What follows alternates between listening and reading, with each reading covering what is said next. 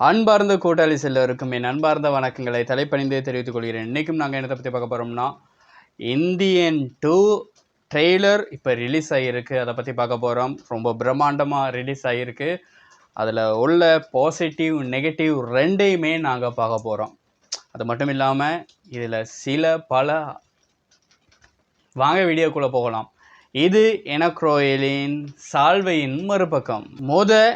பாசிட்டிவான விஷயங்களை பார்க்கலாம், அதாவது நேரான விஷயங்களை பார்க்கலாம். அநியாயங்கள் உலகத்தில் பெருகிறப்ப, லஞ்சம் ஊழல்னு உலகம் தரிகட்டு தலைவிரித்து ஆடுறப்ப, சித்தார்த்தும் பவித்ரா பவானி சங்கரா இல்லை பாரதியாரா அப்படிங்கிற மாதிரி பிரியா பவானி சங்கரும் பிரியா பவானி சங்கர் உட்பட்ட கூட்டம் கொந்தளிச்சு எழுது.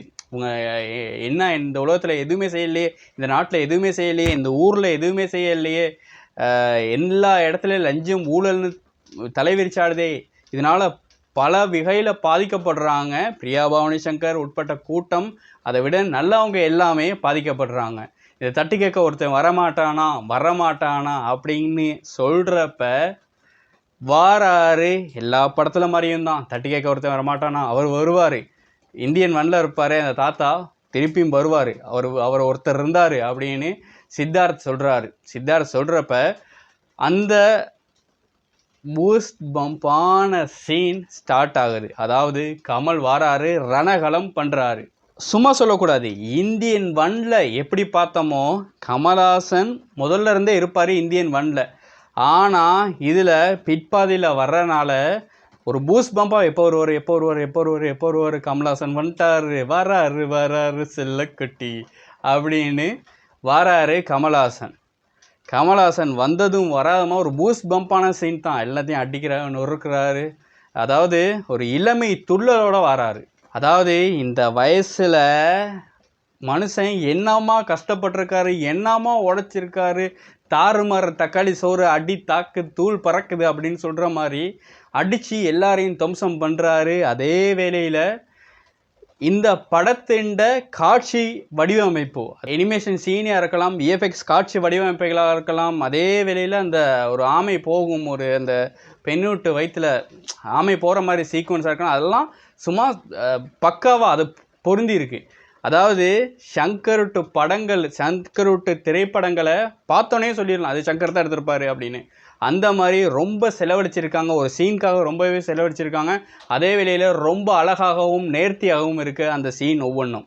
கமலை பாராட்டாமல் இருக்கவே இயலாது. அதே வேளையில் நடிச்சிருக்கவங்க எல்லாமே, அதில் சித்தார்த் நேற்று மீடியாவுக்கு முன்னாடி சொன்னார், நான் என் 100% கொடுத்துருக்கேன், அதுக்கேற்ற மாதிரி நடிச்சிருக்கேன், என் முழு நடிப்பு திறமையும் அதில் காட்டியிருக்கேன் இந்த படத்தில் அப்படின்னு சொல்லியிருக்காரு சித்தார்த். பாபி சிம்ஹாவை ஜிகர் தாண்டாவுக்கு பிறகு இந்த படத்தில் அவரோட நடிப்பை பார்க்கலாம். அதாவது போலீஸ் உடுப்பை போட்டுக்கிட்டு ஒரு இடத்துல கத்துவார், அப்படின்னு கத்துவார்.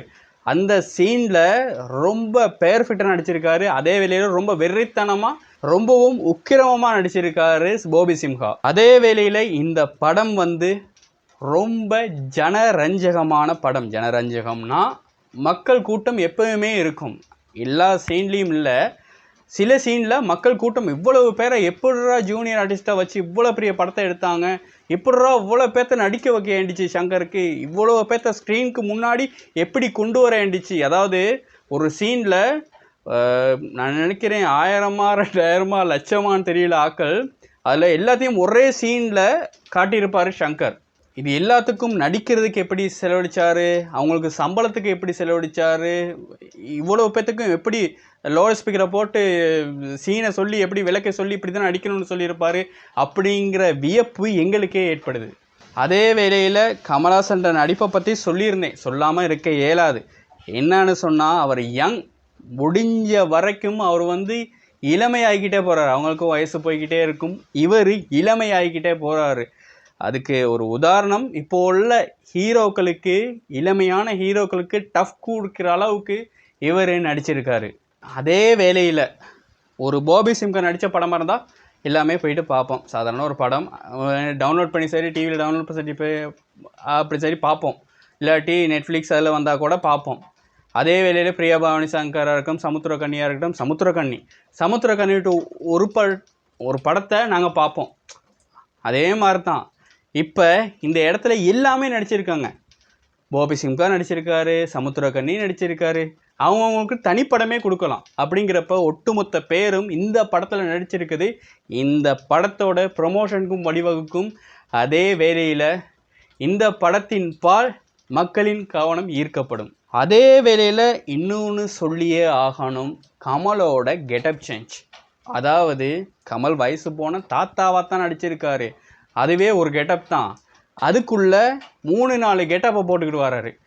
ஒரு கெட்டப் முடியை வளர்த்துக்கிட்டு மொட்டை மிஸ் அடித்து தாடியெல்லாம் எடுத்துகிட்டு ஷேவ் பண்ணிவிட்டு க்ளீன் ஷேவிங்காக வர்றாரு ஒரு சீனில் முடியை வளர்த்துக்கிட்டு குறுந்தாடியை மட்டும் வச்சுக்கிட்டு வராரு ஒரு சீனில். இன்னொரு சீனில் மொட்டை மிஸ் அடிச்சுக்கிட்டு முடியெல்லாம் நல்லா வெட்டிக்கிட்டு நீட்டாக க்ளீன் ஷேவ் பண்ணி அந்த சுதந்திர போராளிக்குள்ள உடுப்பில் வராரு. அடுத்த சீனில் ஹல்கோகன் மாதிரி, ஹல்கோகன் 90s கிட்ஸ்க்கெல்லாம் நல்லா தெரிஞ்சிருக்கும். ஹல்கோகன் மாதிரி 90s கிட்ஸுக்கு ரெஸ்லிங் பார்க்குறவங்களுக்கு தெரிஞ்சிருக்கும். அந்த வகையில் எனக்கும் தெரியும். அந்த வகையில் 90s கிட்ஸுக்கு பிடிச்சமான அந்த ஹல்கோகன்ட கேரக்டரில் வாராரு. அதாவது மீசை இப்படி வச்சுக்கிட்டு முடியை கட்டையை வெட்டிக்கிட்டு அப்படியும் வாராரு. அதே வேளையில் இவர் 4 கெட்டப், ஒரு கெட்டப்புள்ளுக்கே வயசு போன ஒரு தாத்தாங்கிற கெட்டப்புள்ளுக்கே இவர் 4 கெட்டப்பு போட்டிருக்காரு. அடுத்து ரசிகர்கள் அடுத்து என்ன கெட்டப், என்ன மாதிரி காட்சியை வடிவமைக்கப்பட போகுது அப்படிங்கிற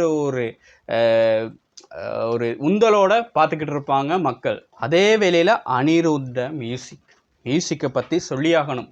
அதுக்கு படத்துக்கு முன்பு திரைப்பட பாடல்கள் வெளிவரும் போது என்ன அனிருத் இப்படி சுமாராக அடிச்சிருக்காங்க, சுமாரால் படு கேவலமாக அடிச்சிருக்காரு இப்படின்னு எல்லாமே சொல்லிக்கிட்டு இருந்தாங்க. ஆனால் அதெல்லாம் தூக்கி சாப்பிட்ற மாதிரி படத்தில் பிஜிஎம்மை கொளுத்தி கொண்டு போயிருக்காரு மனுஷன். என்னதான் படத்தின் திரைப்பட பாடல்கள் எல்லாம் சுமாராக இருந்தாலும் இப்போ எல்லாமே திரைப்பட பாடல்களை யார் ரசிக்கிறா? இப்போ ஒரு திரைப்பட பாடல் வந்தால் படம் சுமாராக இருக்குன்னே வைப்போம், இல்லை கேவலமாக இருக்குன்னே வைப்போம். அந்த படத்தில் ஒரு நல்ல ஒரு பாட்டு இருக்குது அப்படின்னு வைப்போம். அந்த காலத்தில் மாதிரி இல்லை. இந்த காலத்தில் யூடியூப்பில் அந்த பாட்டை மட்டும் பார்த்துட்டு ஆஹா ஓஹோன்னு புகழ்ந்து தள்ளுறாங்க. அந்த காலத்தில் அப்படி இல்லை. திரைப்பட பாடல்களுக்காகவே ஓடின படங்கள் இருக்குது. கரகாட்டக்காரனாக இருக்கட்டும், எல்லா படங்களும் திரைப்பட பாடல்களுக்காக ஓடின படங்கள். அந்த மாதிரி இப்போ இல்லை. அந்த இது மாறிக்கிட்டே வருது. இப்போ அதை மட்டும் பார்க்குறாங்க. பாட்டு நல்லா இருக்கு, அந்த பாட்டை மட்டும் யூடியூப்பில் சர்ச் பண்ணி பார்த்து நல்லா இருக்குது, நல்லா அடிச்சிருக்காங்க மியூசிக் அப்படின்னு சொல்லி அப்படி ரசிக்கிற ஒரு காலம் வந்துருச்சு. அதனால் திரைப்பட பாடல்களை யாருமே கணக்கெடுக்கிறதுல அதை வேறையாக தான் பார்க்குறாங்க. திரைப்பட பாடல்கள் இப்போ படத்துக்கு நடுவில் திரைப்பட பாடல்கள் வந்தாலே ஐயோ என்னடா போர் அடிக்குது அப்படின்னு சொல்கிற ஒரு காலம். ஏன்னா ஹாலிவுட் தரத்துக்கு வரத்தொங்கிருச்சு தமிழ் படங்கள். இப்போ அந்த மாதிரி இடத்துல எதை சொதப்புறமோ இல்லையோ, திரைப்பட பாடல்களை சொதப்புனாலும் பரவாயில்ல, பிஜிஎம்மை பக்காவாக போட்டுறணும். அதில் அனிருத் சளைத்தவர் அல்ல அப்படிங்கிறத 100க்கு 100% நிரூபிச்சிருக்காரு. ஒவ்வொன்றும் பூஸ்ட் பம்பை ஏற்றுற விதமாக நடந்திருக்கு. அதே வேளையில் விக்ரம் படத்தை பாருங்கள். விக்ரம் படத்தில் அந்த படத்தில் பிஜிஎம்மை எடுத்துகிட்டு பாருங்கள். அந்த படம் சுமாரான ஒரு படம் தான்.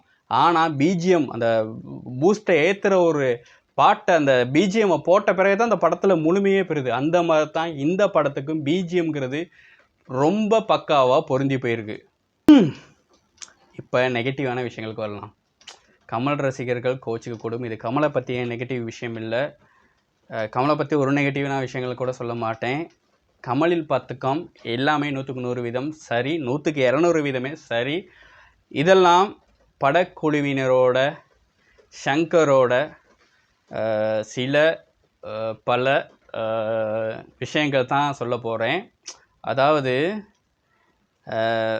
படத்தில் எழுத்தில் வர்ற தூசண வார்த்தை யூஸ் பண்ணப்பட்டிருக்கு. அதை ட்ரெய்லரையும் காட்டுறாங்க. இப்போ எல்லா படத்துக்குமே இந்த மாதிரி ஒரு பிரச்சனை வரும். அந்த வகையில் இந்த படத்துக்கு ஒரு ப்ரொமோஷனுக்காக இது செஞ்சுருக்காங்களா, இல்லை இதை சிறுவர்கள் பார்க்க வேண்டாம், பார்க்குறத சூதானமாக பாருங்கள், சிறுவர்கள் பார்க்குறதா கொஞ்சம் சூதானமாக பாருங்கள் அப்படிங்கிற மாதிரி. அதே வேளையில் இன்னொரு சீனும் சொல்லி ஆகணும். ஆபாசமான ஒரு சீன்னு சொல்ல மாட்டேன். ஒரு ஆணும் பெண்ணும் இருந்தால் தான் ஆபாசமாக, ஒரு பெண்ணை ஆபாசமாக காட்டினாலே அது ஆபாசமான ஒரு சீன். அதாவது ஒரு ஆமை ஒரு வெள்ளைக்கார பொண்ணு இல்லை, வெளிநாட்டு பெண்ணோட வயிற்றில் ஏறி போகிற மாதிரியும் அதுக்கு கீழே அந்த பெண் உடுத்திருக்க உடுப்பும் ரொம்ப மோசமாக ரொம்ப அது காட்டுறதா இருக்குது. அதே வேளையில் இதை சின்ன ஸ்க்ரீனில் எல்லாம் பார்க்க மாட்டாங்க. பெரிய ஸ்க்ரீனில் எல்லாரும் சின்ன வயசுலேருந்து முதிர் வயது தாத்தா வரைக்கும் பல்சுவை படமாக வெளிவரப்போகுது. அந்த நேரத்தில் இவங்க இந்த மாதிரி சீன்ஸையும் இந்த மாதிரி வார்த்தைகளையும் குறைச்சி எடுத்திருக்கலாமோ அப்படின்னு எனக்கு தோணுது. ஏன்னு சொன்னால் படத்தில் மட்டும் ஜனரஞ்சகம் இல்லை, இதை படத்தை பார்க்க வரவங்கக்கிட்டையும் ஜனரஞ்சகம் இருக்க வேண்டும். அதனால் சின்ன பிள்ளைங்கள்லேருந்து பெரிய வயசு, இந்த ரொம்ப காலத்துக்கு பிறகு இப்படி ஒரு படம் வருது, அப்போ சின்ன பிள்ளைகள்லேருந்து பெரிய ஆள் வரைக்கும் எல்லாருமே போயிட்டு பார்ப்பாங்க. அப்போ இந்த மாதிரி படங்களில் இந்த மாதிரி காட்சிகள், இந்த மாதிரி வார்த்தை பிரயோகங்களை தவிர்த்திருக்கலாம். எழுத்தில் ஒரு வார்த்தையை சொல்லிட்டாரு, அதுக்கு என்ன அந்த எஃப் வர வார்த்தையவே தமிழில் யோசிச்சு பாருங்கள், அதை சகிச்சு கேளுதா? அதனால் இந்த மாதிரி வார்த்தை பிரயோகங்களை தவிர்த்துக்கலாம். இந்த மாதிரி சீன்ஸை வைக்காமல் இருந்திருக்கலாம். நல்லா படம் ஓடி இருக்கும், நல்லா ஓடி இருக்கும். நல்லா ஓடணும்னு நினச்சிருந்தா அவர் சங்கர் அந்த காட்சிகளை அந்த மாதிரி வார்த்தைகளை தவிர்த்திருக்கலாம் மோ என்று தோன்றுகிறது. ஏன்னு சொன்னால் இப்போ பெரியாக்கள்லாம் கூட்டிகிட்டு போக பயப்படுவாங்க சின்ன பிள்ளைகளை. ஒரு அம்மா அப்பா இருக்க வீட்டில், ஒரு அம்மா அப்பா பிள்ளைகள்லாம் இருக்க வீட்டில் அம்மா அப்பா மட்டும் போயிட்டு பார்க்க விருப்பப்பட மாட்டாங்க, அவங்க பிள்ளைகளோடு சேர்ந்து போயிட்டு அந்த படத்தை பார்க்கணுன்னு தான் விரும்புவாங்க. அந்த மாதிரி டைமில் என்னடா பிள்ளையை கூட்டு போகிறதுக்கு இந்த மாதிரி சீன் இருக்கா, முகம் சொல்லிக்கிற சீன் இருக்கா, இந்த மாதிரி படத்துக்கு பிள்ளைகளை கூட்ட போக இல்லாதா அப்படிங்கிற ஒரு நிலைமை வரும். இதை தவிர்த்திருக்கலாம். இதில் ஒரு சீனில் இந்திரன் சீன் வந்துட்டு போகுது. அது எந்த சீன்னு சொல்லுங்கள் பார்க்கலாம். கார்ட்டூன் உருவம் போட்டுக்கிட்டு ஒரு கன் ஷூட் ஃபைட், அப்படி நிறைய கன்ஸ் இருக்கும், ஆனால் ஷூட் பண்ணுவார் ரஜினி, ஷூட் பண்ணுவார், ரோபோ ஷூட் பண்ணுமே, அந்த சீனை வைக்காமல் இருந்திருக்கலாம். அதுவும் ஒரு அனிமேஷனாக தான் அந்த படத்தில் வந்திருக்கு. இது படத்தில் வைக்கப்பட்டிருக்கா இல்லையான்னு தெரியலை. இருந்தாலும் இந்திரனோட அந்த இந்த இதையும் வைக்காமல் இருக்கலாமே, ஒரு தனி இந்தியன் படமாக ரிலீஸ் பண்ணியிருக்கலாம். இதில் இந்திரன்ட அந்த இந்திரனில் ஷூட் பண்ணுமே எல்லா கன்ஸையும் வச்சுக்கிட்டு ரஜினி ஷூட் பண்ணுவார், அந்த சீனையும் வச்சாகாமல் இருந்திருக்கலாம். ஏன்னு சொன்னால் அந்த படத்தில் சுவாரஸ்யத்தை குறைக்குது இந்த மாதிரி சீன்ஸ். அதே வேளையில் இந்த படம் இவ்வளோ பிரம்மாண்டமாக இவ்வளோ செலவழித்து இவ்வளோ தூரம் எடுத்துகிட்டு ஒரு அனிமேஷன் சீனை வச்சா அந்த படம் என்னவோ மாதிரி இருக்குது. அதனால் அனிமேஷன் சீனை தவிர்த்திருக்கலாமோ என்று எனக்கு தோன்றுகிறது. இந்த சீன்ஸை திரைப்படத்தில் வைக்காமல் இருந்திருந்தால் ஓகே, இருந்தாலும் ட்ரெய்லருக்கான ஒரு பெருமதியை குறைக்குது.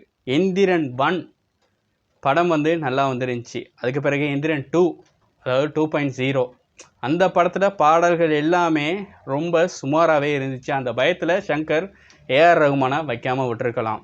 அப்படி இல்லாட்டி இந்த படத்தில் திரைப்பட பாடல்களே இடம்பெறாமல் பிஜிஎம் மட்டும் வச்சு செய்கிறதா இருந்தால் அனிருத்தை வச்சு செஞ்சுருக்கலாம். இந்த படத்தில் திரைப்பட பாடல்களும் இருக்குது. அப்படிங்கிறப்ப ஏஆர் ரகுமானை பயன்படுத்தி இருக்கலாமோ என்று எனக்கு தோன்றுகிறது. ஏன்னா இந்தியன் 1 இவ்வளோ பிரம்மாண்டமான வெற்றி பெறுவதற்கு காரணம் சூப்பர் மியூசிக், சூப்பர் இயக்கம் சங்கர், சூப்பர் லிரிக்ஸ் எல்லாமே சேர்ந்து தான் அந்த படம் ஜெயிக்கிறதுக்கு காரணமாக அமைஞ்சிருக்கு. அந்த டைமில் இந்த டீம் அதை அப்படியே கொண்டு இந்த படத்தை ரிலீஸ் பண்ணியிருக்கலாம். இந்த படத்தை இந்தியன் 2 படத்தையும் ரிலீஸ் பண்ணியிருக்கலாம். ரகுமானும் ஒரு திருப்தி பட்டிருப்பார், அவரும் முழு மூச்சாக இதற்காக செயற்பட்டிருப்பார். அதை சில விஷயங்களில் சங்கர் நன்றி மறந்தாரோ அப்படின்னு எனக்கு தோணுது. இதை பற்றி வேற ஒரு மியூசிக்கை பற்றி, இந்த படத்தின் பாடல்கள் மற்றும் பிஜிஎம்மை பற்றி ஒரு மியூசிக்கை வேற ஒரு வீடியோ செய்யலான்னு யோசிக்கிறேன். இந்த வீடியோ செய்யலாமா வேணாமான்னு நீங்கள் தான் சொல்லணும். இந்த படத்தில் இன்னொரு பாசிட்டிவான விஷயம் சொல்லணும். அது என்னன்னா, எத்தனை பேர் பார்த்தீங்களோ இல்லையோ தெரியாது, நேற்று மீடியாக்களுக்கு ப்ரெஸ் மீடியாவுக்கு முன்னுக்கு பேசுகிறப்ப கமல்ஹாசன் ஒரு வார்த்தையை சொல்லியிருப்பார். கடைசியாக போகிறப்ப சொல்லிட்டு போயிருப்பார். அந்த விஷயத்தை பார்க்குறப்ப அந்த அதே வார்த்தையை திருப்பி சொல்லியிருப்பார். எந்திரனே வருது, இந்தியனில் சொல்லுவாரே அதே வார்த்தை. அந்த வார்த்தையை சொல்கிறப்ப கம்பீரம் இருந்துச்சு. அதே வேளையில் பழைய கம்பீரம் இந்தியன் 1 பார்த்த மாதிரியே, கமல்ஹாசனை பார்த்த மாதிரியே இருந்துச்சு. அதே வேளையில் இந்தியன் 1 பிரயோகிக்கப்பட்ட வார்த்தை பிரயோகம் மாதிரியே எனக்கு தோணுச்சு. அது எத்தனை பேருக்கு தெரிஞ்சின்னு தெரியலை.